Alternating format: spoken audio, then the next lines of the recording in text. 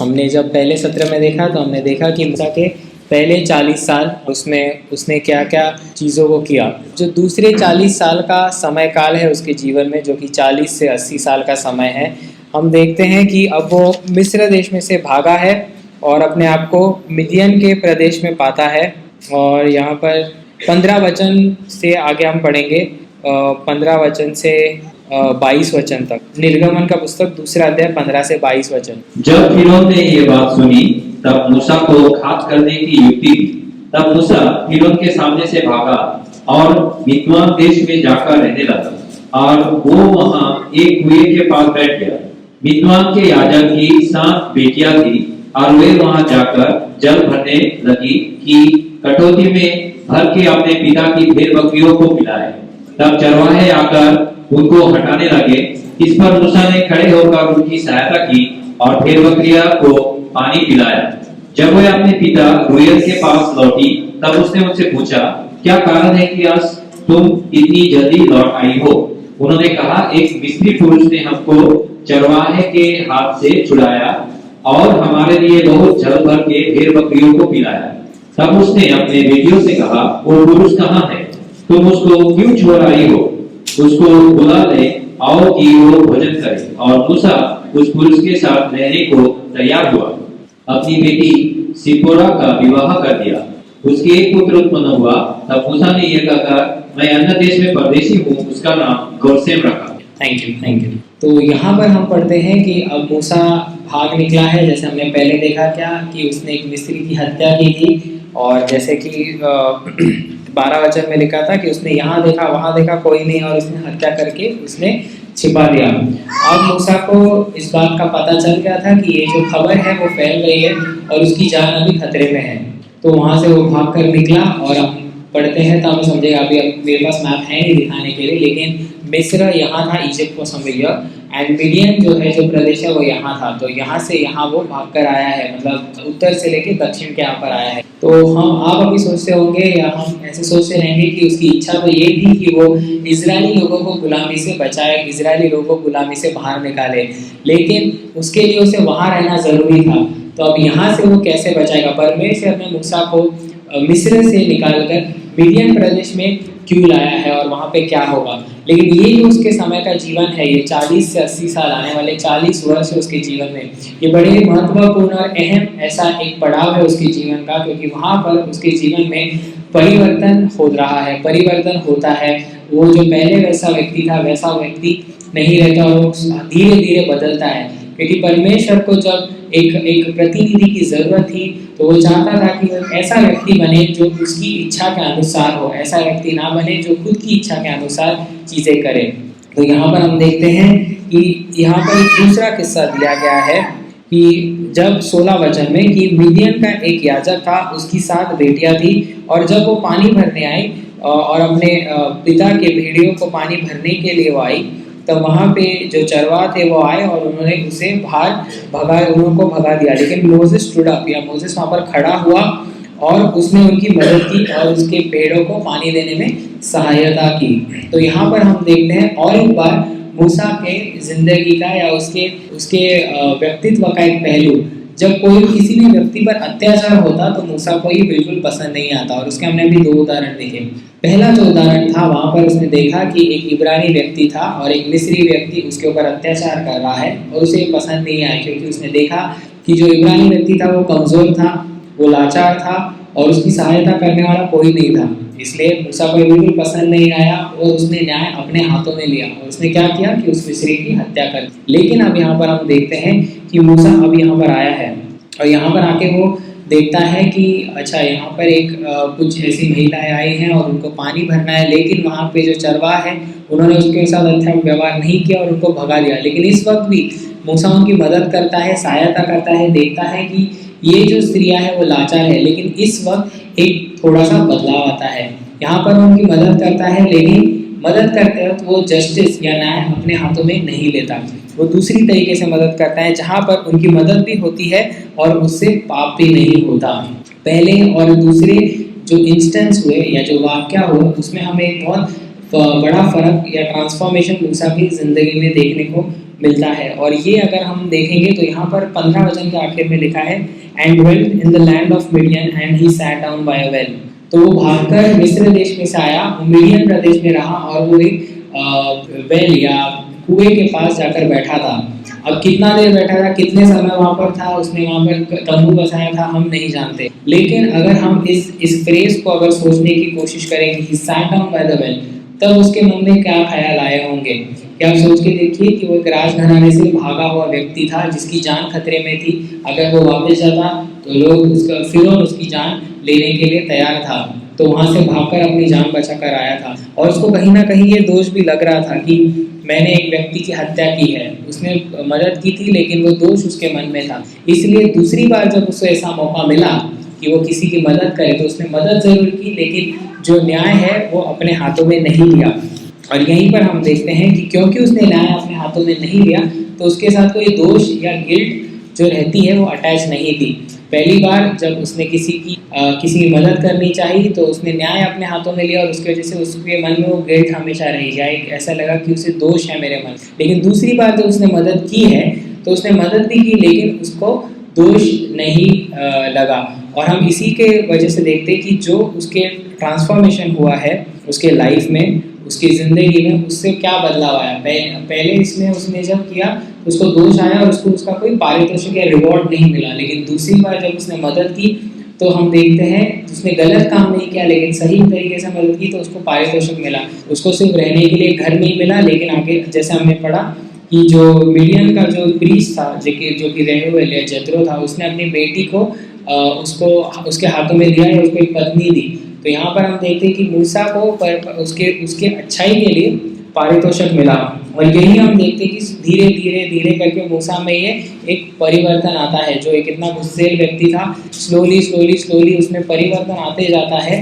और इतना आता है कि आगे चल के जब हम गिनती की पुस्तक में आते हैं तब परमेश्वर कहते हैं कि मूसा इज द संसार का सबसे नम्र मनुष्य है, या he is the meekest man on the अर्थ।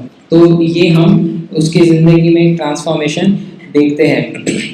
और वो 40 साल तक मिडियन के प्रदेश में रहा। अब 40 साल का समय कोई छोटा समय नहीं होता, बहुत समय काल या बहुत ऐसा अंतराल था जो उसने मिडियन के प्रदेश में गुजारा।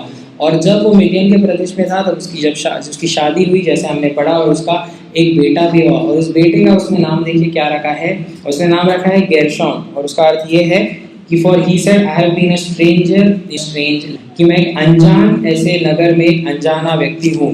और यहाँ से ही हमें देखने मिलता है कि उसका सब कुछ खो गया था, उसका घर खो गया था, उसकी पहचान खो गई थी, उसके पास कुछ नहीं था।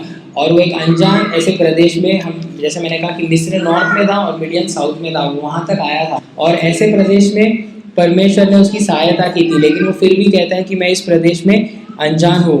वो जानता नहीं कि उसका घर कहाँ है, और उसे तब लगता होगा कि उसका घर तो मिस्र है, क्योंकि तब तक उसने ऐसे सोचा नहीं था कि उसे कनान प्रदेश में जाना है। तो उसे लगता रहेगा कि उसका घर तो मिस्र देश है, और इसलिए वो कहता है कि मैं अनजान ऐसे शहर में हूँ, अनजान ऐसे देश में हूँ।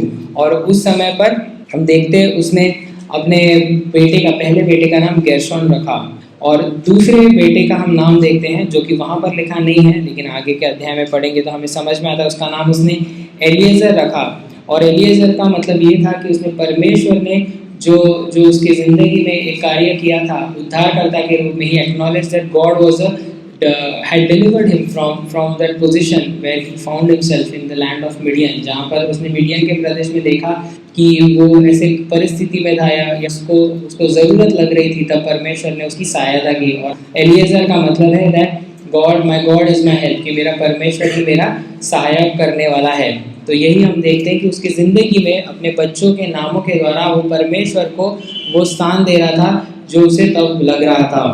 और हम देखते हैं कि जब उसने अपने दोनों बेटों का नाम रखा तो आने वाले समय में वो क्या भूमिका निभाने वाला है उसके विषय में वो अपनी खुद की भविष्यवाणी कर रहा था अनजाने में। जब उसने पहले बेटे का नाम रखा गेरशोन, तो उसका अर्थ था कि वो अनजान ऐसे देश में एक ऐसा अनजान व्यक्ति है या एक फॉरेनर है इन अ फॉरेन लैंड। और हम देखते हैं कि वो जब लीडर बना, मूसा एक लीडर बना, तो उसने मिस्र के लोगों को इजराइल के लोगों को मिस्र देश में से कनान देश में जाने के लिए उसने उनकी सहायता की। एक लीडर बना, एक ऐसा व्यक्ति बना जो लोगों के लिए मध्यस्थी कर रहा था, जो बंडखोरी कर रहे थे उनको उनको उनके लिए उसने मध्यस्थी की परमेश्वर के सामने। यहोशू जो है उसको उसने प्रोत्साहन दिया, उसको उसने तैयार किया। और ये होता है एक नेता का काम, एक मार्गदर्शक का काम। और ये मूसा ने अपने जिंदगी में किया कि उसने एक लीड किया एंड गाइड किया in the wilderness journey from Egypt to Canaan.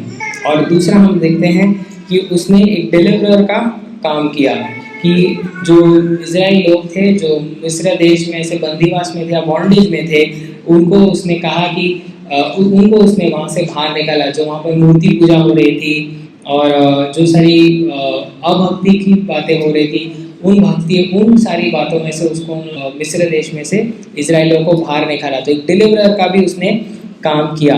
और यही हम देखते हैं कि उसके दोनों बेटों के नामों के द्वारा उसने परमेश्वर ने जो उसकी ज़िंदगी में कार्य किया उसको उसने एक गवाही के रूप में दिया है।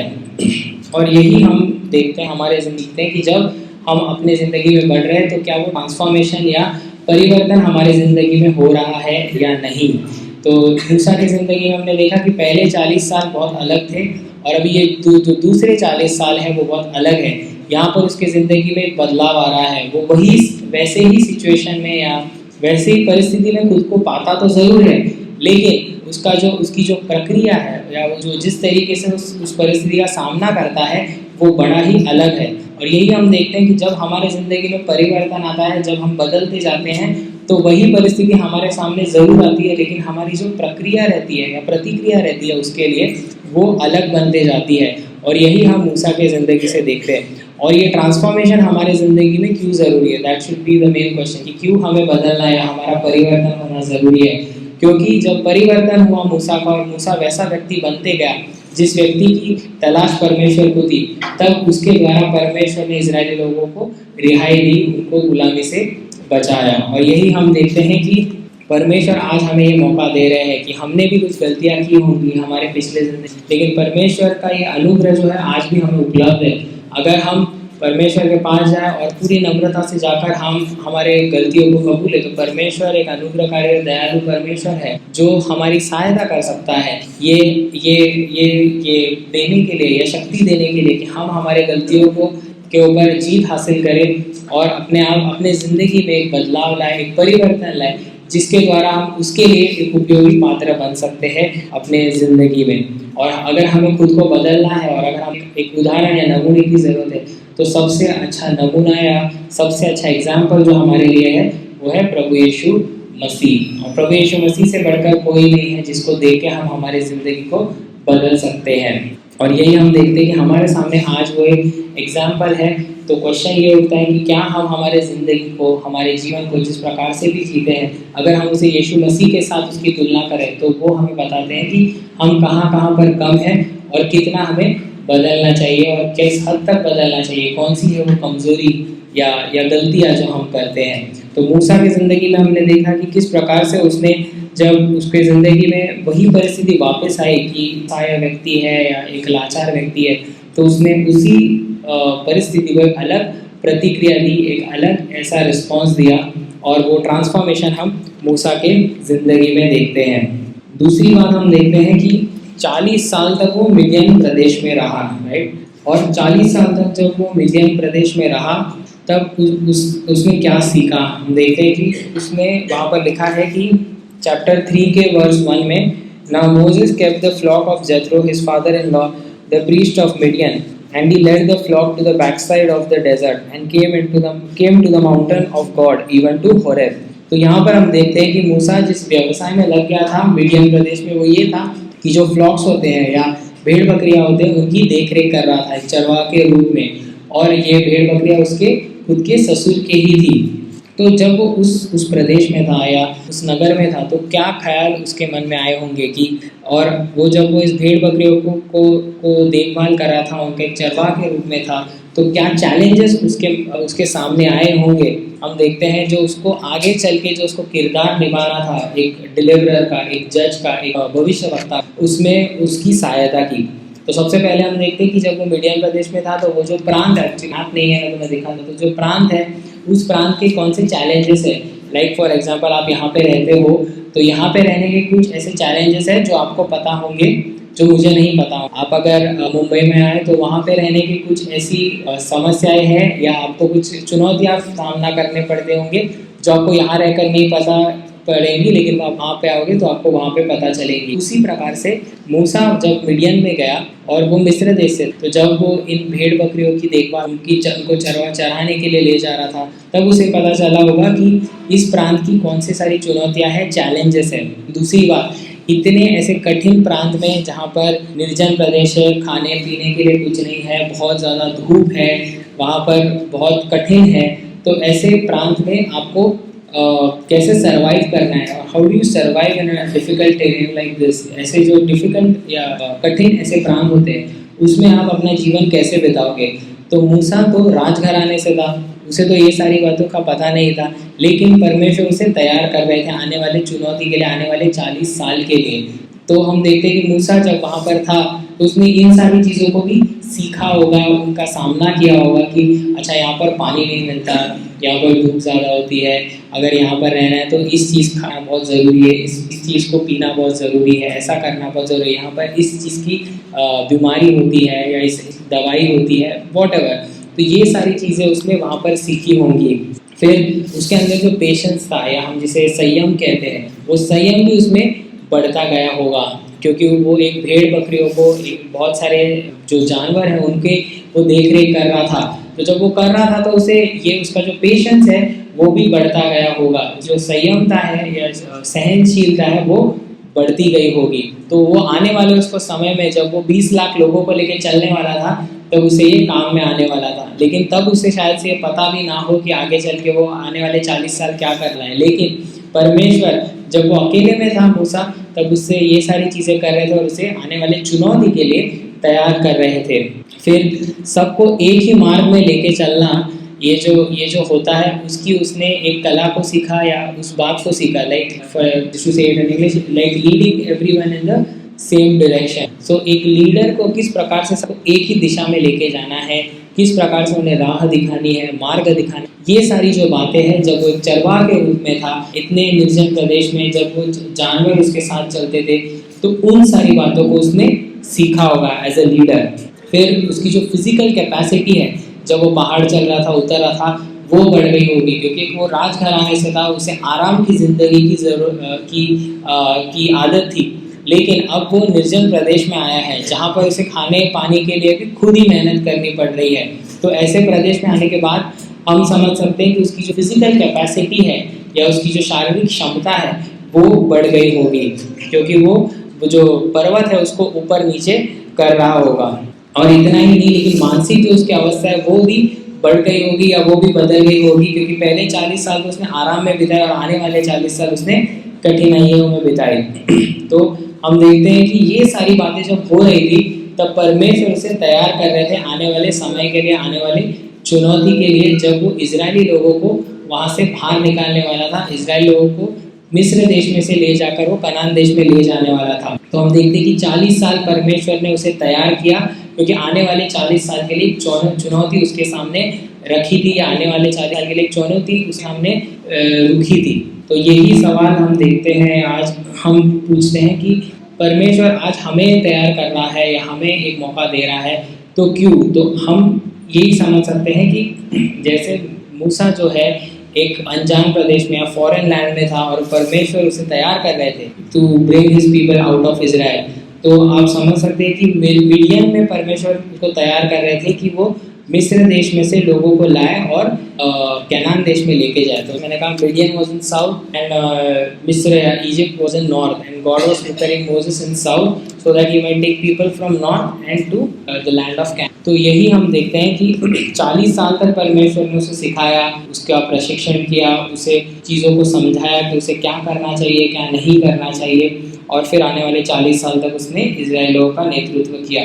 तो ये हमें बताता है कि जो भी सारे अनुभव हमारे ज़िंदगी में आते हैं, जो परिस्थिति हमारे ज़िंदगी में आते हैं, जो समस्याएं हमारे ज़िंदगी में आते हैं, तो परमेश्वर उसके द्वारा हमसे बात करते हैं, हमें तैयार करते हैं कि जब हम इस आध्यात्मिक यात्रा में आध्यात्मिक जीवन को बिता रहे हैं तो किस प्रकार से इस जीवन को बिताएं और किस प्रकार से इस जीवन को आगे लेके जाए, और क्या हमें वो बदलाव आना चाहिए और क्या परिवर्तन आना चाहिए। कि जिसके द्वारा परमेश्वर की जो योजना है या गॉड्स प्लान क्या है उसमें हम शामिल हो सके या एक हिस्सेदार बन सके। तो ये हम यहाँ पर देखते हैं। फाइनली मैं कहना चाहूँगा कि गॉड्स प्रोविडेंशियल केयर, तो जैसे मैंने कहा कि जब वो 3 महीने की उम्र का था और जब उसे ये पता ही नहीं था कि वो एक बच्चा था और क्या हो रहा है उसके साथ, तब भी हम देखते हैं कि परमेश्वर ने उसकी सहायता की। जब सारे बच्चों को मारने का एक ऐसा आदेश छोड़ा गया, तब हम देखते हैं कि परमेश्वर ने मूसा को बचा के रखा, मूसा की सहायता की। वो एक बालक के रूप में था लेकिन परमेश्वर ने उसको सुरक्षता दी। और क्योंकि परमेश्वर का जो प्रोविडेंशियल केयर था या एक संरक्षण या दैवी ऐसा संरक्षण था, परमेश्वर ने उसको प्रदान किया था। यही जो दैवी संरक्षण है आज हमें भी मिलता है, हमें भी परमेश्वर ने बचा कर रखा है। कई बार अगर हम हमारे ज़िंदगी में देखें मुड़कर, तो ऐसा हो सकता है कि कुछ ऐसी बातें हुई जिसका जवाब हमें नहीं है, हमारे पास नहीं है, लेकिन हम कहते हैं कि नहीं ये मैं लकी था, लोग बोलते हैं या आई वॉज प्रिविलेज। लेकिन कि मैं जैसे कोई आप जा रहे हो सड़क पर, आपका कोई हादसा होने वाला है, एक्सीडेंट होने वाला होता है, बट यू गेट सेव्ड या कोई आपको बचाता है। So such incidents, it's God because his sight is on you, उनकी नज़र आपकी तरफ ही टिकी हुई है, वो आपका ध्यान रखते हैं, आपको केयर करते हैं, प्रोविडेंशियल केयर देते हैं। और जब हम हमारी ज़िंदगी में वापस मुड़कर देखते हैं तो आई एम श्योर ऐसे कुछ घटनाएं हो सकती है या ऐसे कुछ उदाहरण हो सकते हैं जहाँ पर हम कह सकते हैं कि मेरे साथ कुछ होने वाला था बुरा, लेकिन प्रभु ने मुझे वहाँ पर उस क्षण पर बचा लिया। और ऐसी सारी बातें यही बताती हमें, यही सिखाती हमें that God values our life very much, कि परमेश्वर हमारे जीवन का जो मोल है वो बहुत अधिक समझते हैं। परमेश्वर ने हर एक व्यक्ति को इस संसार में इसलिए लाया है क्योंकि उनके जीवन के द्वारा वो अपने कार्य को, अपनी योजना को पूर्ण करना चाहते हैं। ये परमेश्वर की सबसे बड़ी भेंट है, जो हमें जीवन दान मिला है वो सबसे बड़ी भेंट है परमेश्वर की ओर से, जो उसने हमें दिया है। और वो सिर्फ भेंट ही नहीं दी लेकिन उसने हमें बचा कर भी रखा है। तो सवाल ये उठता है कि अगर इतने सालों तक बचा कर रखा और अगर हमने अभी तक कुछ किया नहीं है, हम परमेश्वर से पूछे कि क्या है वो चीज़ जो वो हमें दिखाना चाहता है, that is precious in his site, and जो हमने आज तक नहीं देखी। तो यही बात थी जो मैं आपके साथ बांटना चाहता था। तो मैंने बहुत ही जल्दी ये कवर करने की कोशिश की है। एंड तीसरा जो पार्ट है दैट इज 80 to 120, उसको मैं ज़्यादा कवर तो नहीं करूँगा, लेकिन कुछ 5 ऐसी मैं बातें कहूँगा and then I will end. तो जब 80 to 120 के टाइम में आता है मूसा की ज़िंदगी में वो काल, जहाँ पर हम देखते हैं कि चैप्टर 3 verse 2 वहाँ पर लिखा है, the angel of the Lord appeared unto him in a flame of fire out of the midst of a bush, and he looked and behold the bush burned with fire and the bush was not consumed।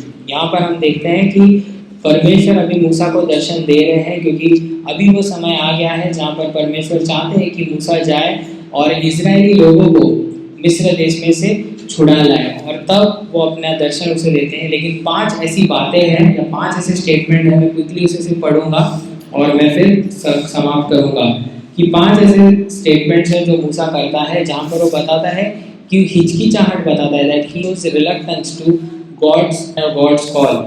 और इससे हमें सीखना है कि परमेश्वर जब हमें बुलाते हैं तो हमें ऐसे हिचकिचाहट नहीं दिखानी चाहिए, और अगर हम हिचकिचाहट दिखाते भी हैं तो परमेश्वर उसके लिए हमें उत्तर भी देते हैं। तो पहला जो वाक्य है वो हम 11 वचन में पढ़ते हैं, वहाँ पर 3 अध्याय की 11 वचन में निर्गमन का पुस्तक, वहाँ पर ऐसा लिखा है, and Moses said unto God, who am I that I should go unto pharaoh and I should bring fourth the children of Israel out of Egypt. तो यहाँ पर हम देखते हैं कि वो बोलते हैं मैं कौन हूँ, यहाँ या मेरे में ऐसी कौन सी बात है कि मैं जाके फिरौन में जाके मिस्र देश में से इजराइल लोगों को छुड़ा कर लाऊं। तो यहाँ पर हम देखते हैं कि लैक ऑफ सेल्फ कॉन्फिडेंस या उसमें आत्मविश्वास की कमी थी, लेकिन परमेश्वर उसको याद दिलाते हैं कि, और 12 वचन में कहते हैं कि certainly I will be with थी। तो परमेश्वर कहते हैं, उसे इस बात का आश्वासन देते हैं कि हाँ मैं तुम्हारे साथ रहूँगा और तुम मेरी जो उपस्थिति है वो तुम्हारे साथ रहेगी। तो जब कभी हमें परमेश्वर कोई कार्य सौंपते हैं या हमें उस बात के लिए एक बुलावा आता है, तो बहुत बार हमें लगता है कि मेरे में वो बात नहीं, या लोग क्या कहेंगे, मैं खुद को कम समझता हूँ, मुझे बोलना नहीं आता, लोगों के सामने खड़ा होना नहीं आता, हम खुद को कम समझते हैं। लेकिन परमेश्वर हमें याद दिलाते हैं कि अपने खुद की काबिलियत पर तुम निर्भर मत रहो, अपनी खुद की ताकत पर तुम निर्भर मत रहो, बुद्धि पर निर्भर मत रहो, लेकिन मुझ पर रहो, क्योंकि मैं तुम्हारे साथ हमेशा रहूँगा और मेरी उपस्थिति तुम्हारे साथ हमेशा रहेगी। तो ये एक बात हमें याद रखनी चाहिए कि जब भी हमें परमेश्वर बुलाते हैं और हमें कभी ऐसे ख्याल आते हैं, तो this is something that we can turn to, कि परमेश्वर हमारे साथ हमेशा बने रहते हैं। फिर दूसरा हम देखते हैं 13 वचन में वो कहता है कि behold, Moses said unto God, behold, when I come unto the children of Israel, and shall say unto them, the God of your fathers hath sent me unto you, and they shall say to me, what is his name? And what shall I say unto them? तो यहाँ पर हम देखते हैं कि मूसा कहता है परमेश्वर को कि तुम्हारा नाम क्या है, मैं लोगों को क्या बताऊं। तो ये हमें पता चलता है कि तब उसका परमेश्वर के साथ जो रिश्ता था वो इतना गहरा और इतना मजबूत नहीं था, क्योंकि वो जानता नहीं था कि किस परमेश्वर ने उसे बुलाया है। और फिर परमेश्वर से कहते हैं कि मैं कौन हूँ, और वहाँ पर वो कहते हैं कि I am that I am, कि मैं हूँ जो हूँ। और यही बात हमें हमेशा याद रखनी चाहिए कि हमें हमारे उस परमेश्वर के साथ नाता जोड़ना बहुत ज़रूरी है और मजबूत करना ज़रूरी है, जो बीते हुए अनंत काल से लेके आने वाले अनंत काल तक मौजूद है, उपस्थित है। वो कहीं जाता नहीं, वो कहीं जाएगा भी नहीं, क्योंकि वो वहीं है। हम आएंगे और हम चले जाएंगे। आज यहाँ पर जितने भी लोग हैं 100 साल बाद शायद ही कोई बचा रहेगा, हम सब चले जाएंगे। लेकिन और 100 साल पहले भी कोई रहेगा तो हमें पता नहीं, लेकिन परमेश्वर 100 साल पहले भी थे, परमेश्वर 100 साल बाद भी है और अनंत काल के लिए भी है। तो अगर हमें कभी इस सेवकाई के लिए मौका मिलता है या बुलाहट आती है या प्रेरणा मिलती है और हमें ऐसे लगता है कि मैं कुछ नहीं कर सकता, या हमारे मन ऐसे कुछ सवाल आते हैं, तो हमेशा ये याद रखना चाहिए कि हमारे पास वो परमेश्वर है जो अनंत काल से है। और इसके लिए अगर ये हमें जानना है, उस परमेश्वर को जानना है, तो उसके साथ एक नाता होना बहुत ज़रूरी है। यहाँ पर मूसा पूछता है कि कौन है और तेरा नाम क्या है। तो ये इससे हमें समझ में आता है कि मूसा इतना करीब नहीं था उस समय, फिर आगे चल के वो बहुत ज़्यादा करीब जाता भी है। लेकिन यही चीज़ इससे हमें सीखनी चाहिए कि हमें उस परमेश्वर के साथ एक गहरा नाता जोड़ना चाहिए, उसके और करीब आना चाहिए। वो कौन है, उसके गुण क्या है, उसे समझने की कोशिश करनी चाहिए। फिर हम देखते हैं तीसरा वाक्य जो 4थे अध्याय के पहले वचन में है। वहाँ पर वो कहता है हाँ, 4थे अध्याय का पहला वचन। तब मूसा ने उत्तर दिया, वे मेरा विश्वास नहीं करेंगे और न मेरी सुनेंगे, वरन कहेंगे यहोवा ने तुझको दर्शन नहीं दिया। करेक्ट। तो वहाँ पर उसे इस बात का डर लगा कि अगर वो जाएगा लोगों के सामने और कहेगा कि मुझे परमेश्वर ने भेजा है, मैं आपको छुड़ाने आया हूँ, तो लोग डरेंगे, उसके बात पर विश्वास नहीं रखेंगे। उसे लोगों का डर था। लेकिन हम देखते हैं कि फिर परमेश्वर ने कहा कि एक चमत्कार किया है। मैं ऑब्वियसली इसकी गहराई में नहीं जाऊँगा। चमत्कार किया है, वहाँ पर उसके हाथ में एक रॉड था और वो रॉड को उसने नीचे रखा तो वो एक सर्प बन गया या एक सांप बन गया, और वहाँ पर वो मूसा जो है वो डर के भाग गया। लेकिन परमेश्वर ने कहा कि ये जो अगर तू इस सर्प को उठाएगा तो वापस तेरे हाथ में एक रॉड वो बन जाएगा। और फिर उसके हाथों के साथ एक हुआ, उसके शरीर के साथ एक बात हुई जहाँ पे उसे लेप्रेसी आई। और उसके बाद हम देखते हैं कि पानी जो है वो लहू में बदल गया। तो 3 चमत्कार करके परमेश्वर ने उसे दिखाया और इस बात का एहसास दिलाया कि अगर लोग भी कहेंगे कि तू कौन है या कहाँ से आया है और तुझे इस बात का डर लगता है, तो ये देखिए चमत्कार करके मैं अपने आप को तुम्हारे सामने बता रहा हूँ कि मेरी ये सामर्थ्य है, ये मेरी ये शक्ति है। तो सवाल आज यही है कि आज अगर हमें बुलावट आती है किसी सेवा भाई के लिए और ऐसे ख्याल आते हैं कि लोग क्या कहेंगे, मैं लोगों को कैसे बोलूँगा, लोग मुझे किस प्रकार से ग्रहण, तो यही परमेश्वर आज हमारे पास भी है। हम जब प्रार्थना करते हैं, जब हम उसके पास मांगते हैं कि प्रभु आप मुझे दीजिए, तो वो प्रभु देने के काबिल है, अनुग्रह देने के काबिल है, बुद्धि देने के काबिल है, शब्द हमारे मुंह में डालने के वो काबिल है। हमें कमतरता अगर महसूस होती है तो हम प्रभु के पास देखते हैं, वो ही है जो हमें चीज़ें दे सकता है। फिर हम देखते हैं वर्स 10 में, 4थे अध्याय के 10 में, मूसा ने यहोवा से कहा, हे मेरे प्रभु, मैं बोलने में निपुण नहीं, ना तो पहले था और ना जब से तू अपने दास से बातें करने लगा, मैं तो मुंह और जीभ का बद्दा। करेक्ट। तो यहाँ पर वो और एक बात बताता है, कहता है कि मुझे बोलने नहीं आता, मैं बोलने में थोड़ा हिचके, वो स्लोली बोलता हूँ, बोलने में कुछ तकलीफ है। लेकिन ये कमजोरी के बावजूद, जो शारीरिक कमजोरी है, फिर भी परमेश्वर से क्या कहते हैं, वो कहते हैं कि वो 11 वचन में कहते हैं, यहोवा ने उससे कहा, मनुष्य का मुंह किसने बनाया है, और मनुष्य को गूंगा या बहिरा या देखने वाला या अंधा मुझ यहोवा को छोड़ कौन बनाता है। करेक्ट। तो यहाँ पर हम देखते हैं कि परमेश्वर कहते हैं कि मैंने तुझे रचा है, मैंने तुझे बनाया है। अगर हमें कोई कमतरता है, अगर हमें ऐसे लगता है कि मैं नहीं कर सकता, मुझे बोलना नहीं है, जैसे वो पूरी तरीके से अभी हमने 2-3 वाक्य में भी देखा, तो परमेश्वर कहता है कि मैंने तुझे बनाया है। और यही हमारे पास एक आश्वासन है, जैसे भी है हम, जो भी है हमें परमेश्वर ने बनाया है और उसकी खुद की रचना में बनाया है। वो जिस तरीके से दिखते हैं अपने स्वरूप में बनाया है। तो यही हमारे पास एक आशा है, और वो है जो हमारे मुंह में शब्द डालेंगे, वो है जो हमें सहायता देंगे कि हमें क्या करना है। ये था उसका वाक्य। और 5वां वाक्य ये है जो हम 13 वचन में पढ़ते हैं। उसने कहा, हे मेरे प्रभु, कृपया किसी और को तू भेज। राइट। तो यहाँ पर हम देखते हैं आखिर में इतनी 4 वाक्य करने के बाद वो, और परमेश्वर ने उसे हर प्रश्न का उत्तर दिया। उसने जो भी उसके सामने चुनौती रखी या जो भी उसने समस्या रखी, परमेश्वर ने उसका उत्तर दिया। कहा कि ये एक चमत्कार मैं हूँ, मैंने तुझे बनाया है, सारी चीज़ों का उसने हल दिया। लेकिन आखिर में वो कहता है कि मुझे मत भेज, तू किसी और को भेज और किसी और के हाथों ये कार्य को संपन्न कर या पूर्ण करने की कोशिश कर। और तब हम देखते हैं कि 14 वचन में लिखा, and the anger of the Lord was kindled against Moses. तब उनको परमेश्वर को गुस्सा आया। और पहले 4 वाक्य में कभी गुस्सा नहीं आया, सिर्फ उत्तर दिया, लेकिन 5वें वाक्य में गुस्सा आया। और ये गुस्सा क्यों आया? क्योंकि मूसा कहता है कि नहीं, आप मुझे मत भेजो, आप किसी और को भेजो। तो अगर ऐसा परमेश्वर कहते तो उससे क्या होता? ऐसा लगता कि परमेश्वर ने किसी गलत इंसान का चुनाव किया है। और परमेश्वर कभी गलत नहीं होते, उनसे गलती कभी नहीं होती। तो परमेश्वर अगर हमें किसी चीज़ के लिए बुलाते हैं या प्रेरणा देते हैं कि आपको मैं कह रहा हूँ जब ये सेवक आई, और अगर हम नहीं करेंगे तो ये परमेश्वर को पसंद नहीं, क्योंकि उसके लिए लगने वाली जितनी भी सारी ज़रूरत है, जो भी ज़रूरत है, परमेश्वर वो खुद प्रदान करेंगे। हमें उसके लिए सिर्फ उनके पास मांगने की ज़रूरत है, वो हमें सारी चीज़ों का प्रबंधन करके देंगे। और यही हम देखते हैं कि मूसा को, परमेश्वर को गुस्सा आया मूसा के उस वाक्य पे, लेकिन फिर भी परमेश्वर की दया देखिए, उन्होंने हारून को, जो उसका भाई था, उसको भेजा और कहा कि वो तेरे लिए बात करेगा। तो परमेश्वर जब हम पर क्रोध भी करते हैं, तभी भी उनकी दया उसमें हमें देखने को मिलती है। Lord is always merciful even in his wrath और एंगर अगेंस्ट अस। और ये वो जो 5 वाक्य थे वो मैं आपके सामने रखना चाहता था कि किस प्रकार से मूसा थोड़ा रिलक्टेंट था, या मूसा हिचकिचाहट थी उस सेवा का या उस किरदार को करने के लिए, और परमेश्वर ने उन 5 वाक्यों में से उसे हमेशा उसका उत्तर दिया।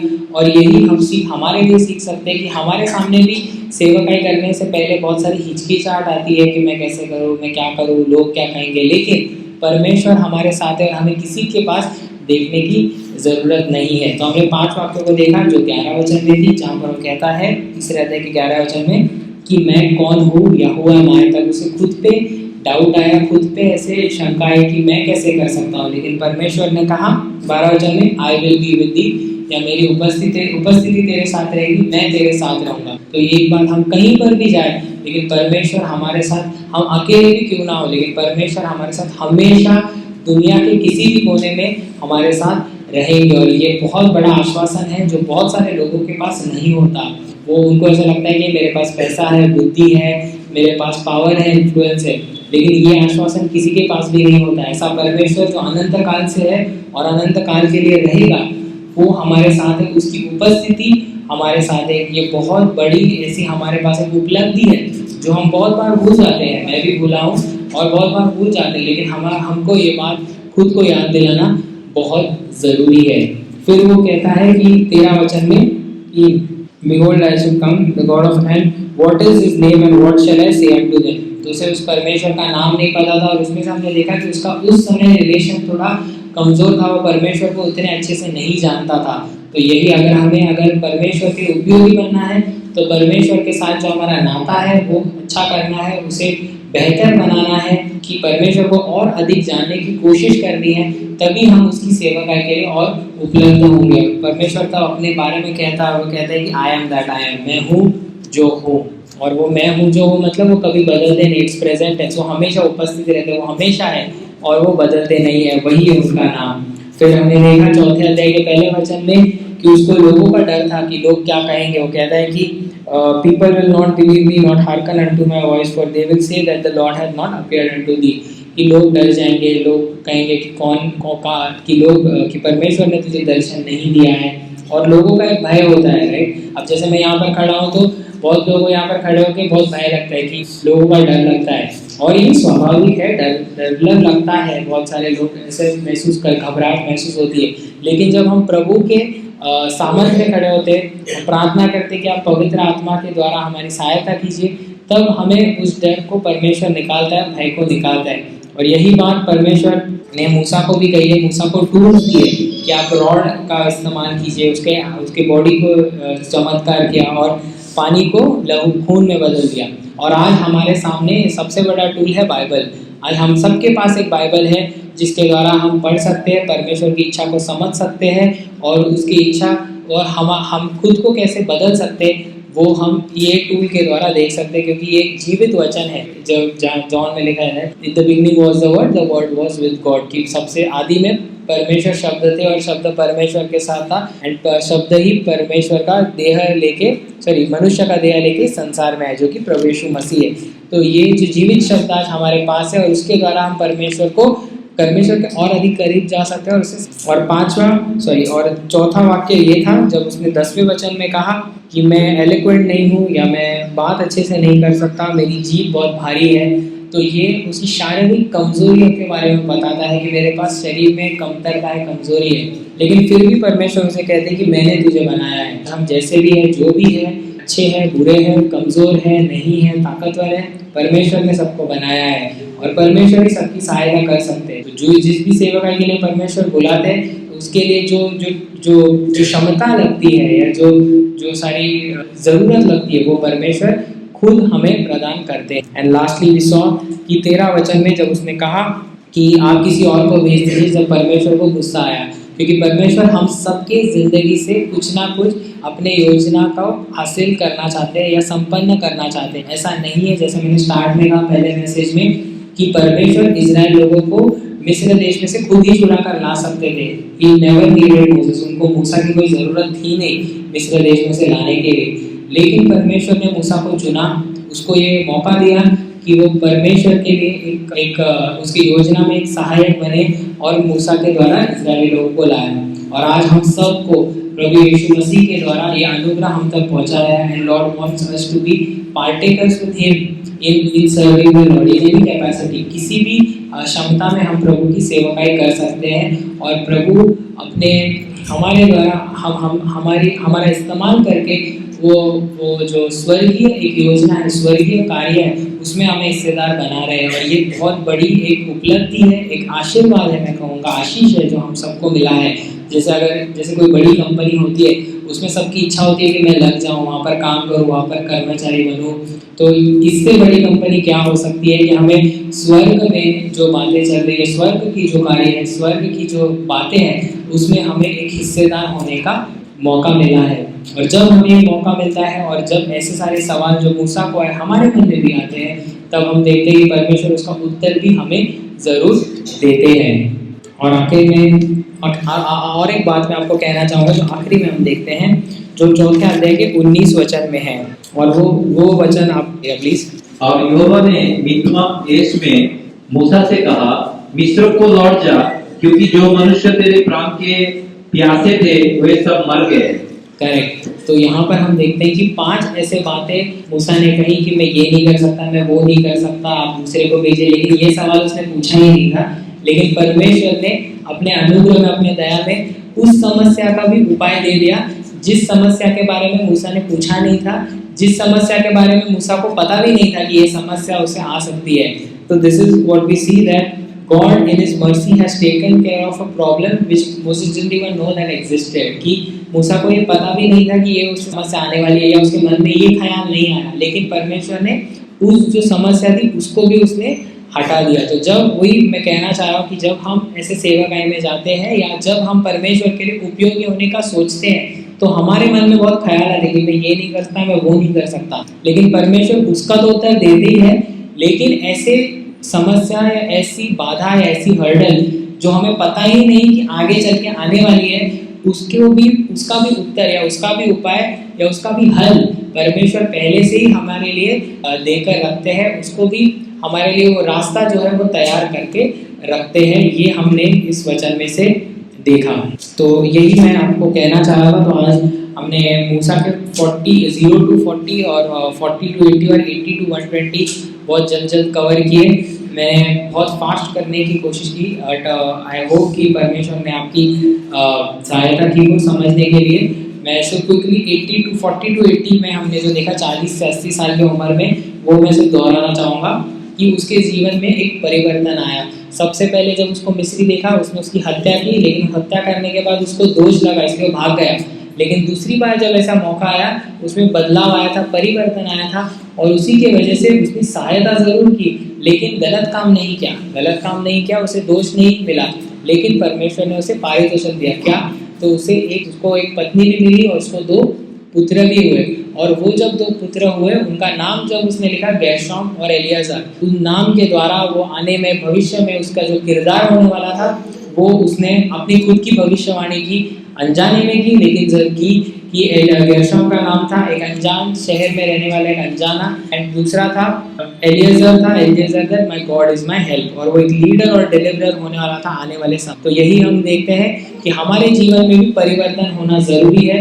हम जैसे पहले थे 20 साल पहले, अगर हम आध्यात्मिक हमें प्रभु की पहचान होने के बाद भी 20 साल बाद वैसे ही है, तो हमारे जीवन में वो बदलाव नहीं आया है। तो हमें वो बदलाव लाना जरूरी है, हमें वो उसी परिस्थिति को अलग तरीके से देखना जरूरी है। हम ये मूसा की जिंदगी से देखते हैं। और उसके बाद हमने देखा कि 40 साल तक, देखिए 40 साल बाद उसे वो बुलावा आने वाला था कि you have to become that representative for me, लेकिन 40 साल तक परमेश्वर ने उसे तैयार किया।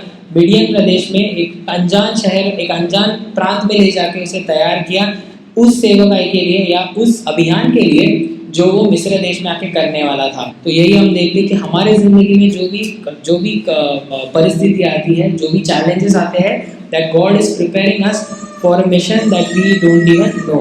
और आखिर में हम देखते हैं कि गॉड्स प्रोविडेंशियल केयर, कि परमेश्वर ने एक दैवी ऐसा संरक्षण हमारे लिए बना कर रखा है कि परमेश्वर के स्वर्गदूत, परमेश्वर का एक हाथ हमारे साथ हमेशा रहता है, जो हमें दिखता तो नहीं है, लेकिन उसका जो एक सुरक्षा कवच हमारे साथ बना हुआ है। हम सब यहाँ वहाँ जाते हैं, लेकिन आप जब अपने इर्द गिर्द देखोगे तो आपको ऐसी बातें सुनने में मिलेंगी, लेकिन आपको परमेश्वर ने बचा कर रखा है। तो ये हमारी कोई खूबी नहीं है, हमारी कोई महानता नहीं है, लेकिन परमेश्वर की दया है और उसकी सुरक्षता है जो उसने हमें प्रदान की। तो यही कुछ बातें मैं आपके साथ बताना चाहता था। फिर से एक बार मैं आपको मौका दिया और प्रार्थना करता हूँ कि जो भी बातें कही है वो बातें आपको जीवन में लागू करने में सहायता करें। जितना आपको है उतना मेरी ज़रूरत है, और परमेश्वर हमारी सबकी सहायता करे। और परमेश्वर आपने हम लोग को से बहुत ही समझाया, सेवा देते हैं कि हम लोग को उत्साह किया है वचन से।